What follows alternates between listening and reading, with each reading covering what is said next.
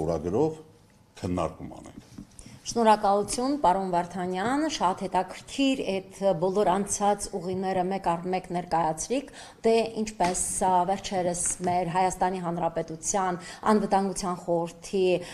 քարտուղարներ ասում, պարոն Գրիգորյանը, պետք է քայլ առ քայլ հանել այն, ինչը կարող է որպես սպառնալիք ընկալվել, այսինքն Արարատ լեռը սպառնալիք է, այսինքն մեր տարածքները սպառնալիք են, այսինքն այն, ինչը չի ծառայում Ադրբեջանի կամ Թուրքիայի շահերին, դա սպառնալիք է, դե Հանրապետության ողջ տարածքը սպառնալիք է ինքնին Թուրքիայի մեծ թուրանական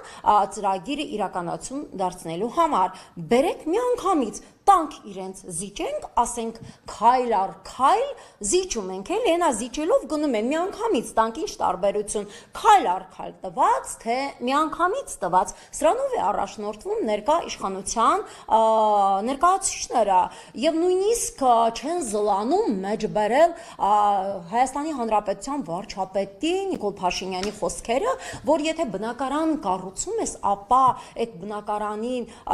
չես դնում այն նկարները, որ հարևանի կողմից այլ կերպ է ընկալում։ Այսա իմ ուղեղը չի ընկալում։ Դուք ձեր, պարոն Վարդանյան, բնակարանի ներսում նայում եք, տեսնեք հարևանը ինչ կասի ձեզ եւ ինչ նկար կամ ինչ տեղադրեք, կոնկրետ ես նման վերաբերմունք չեմ ցուցաբերում, չեմ դրսևորում։ Ես կդնեմ այն, ինչ որ ինձ հոգեհարազատ կլինի եւ կանեմ այն, ինչ որ բխում է իմ ընտանիքի շահերից։ Նմանապես եւ պետության ղեկավարը պիտի ղեկավարվի, առաջնորդվի այն սկզբունքներով, որը հարիր է հայությանը, հայ ժողովրդին, պիտի իրականացնի ազգամետ, ազգանպաստ քաղաքականություն, այլ ոչ թե ինչ որ հարևան երկիրը, ինչ որ ակնկալիք ունի, ինչ ակնկալիք պիտի ունենա հարևան պետությունը, քո սեփական տարածքն է ուզում հարևան պետությունը, դու էլ ենթարկվելով նրան քայլ առ քայլ զիջելով գնում եք, հերիք է, սա արդեն,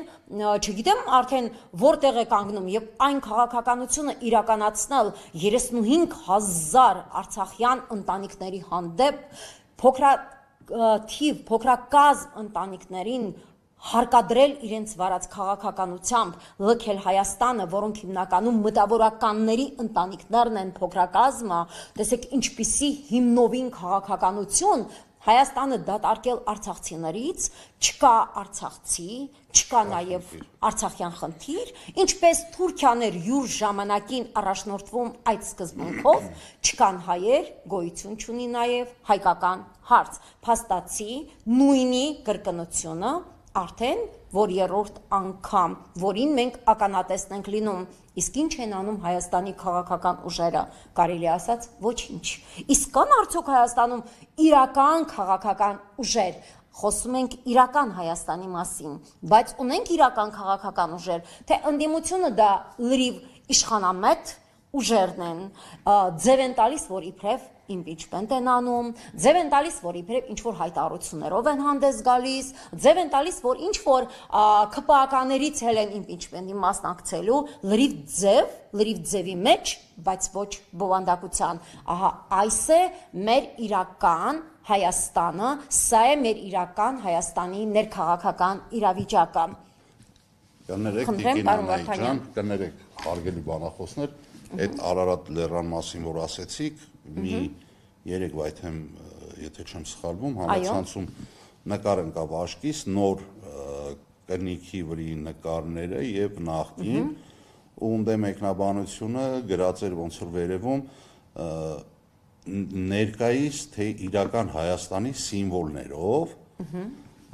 Արարատ սարը հանած էր ու զրոներ էր դրած մեջտեղը, այդ կնիքի մեջտեղը զրոներ էր։ Հիմի ես որպես հայ մարդ կարամ կարծիք կազմեմ, որ իրական Հայաստանը փուչի կա,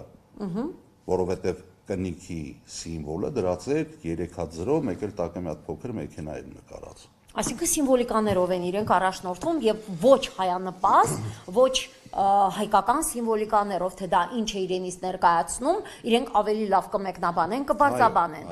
Շնորհակալություն։